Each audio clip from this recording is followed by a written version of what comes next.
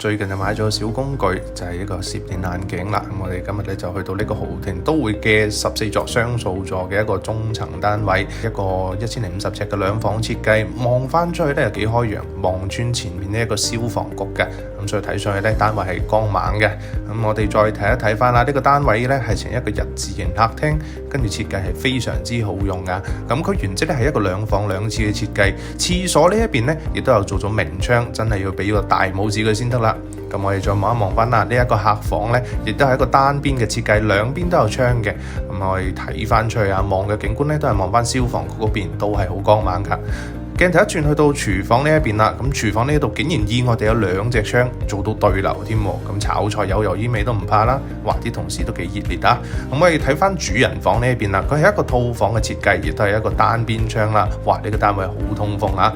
咁望翻出去呢，都係消防局嗰度。我哋一個眼鏡回翻頭啦，咁呢個呢，其實係可以做翻一個設計，按翻住佢呢一個中間位劈翻一刀就做到兩房噶啦。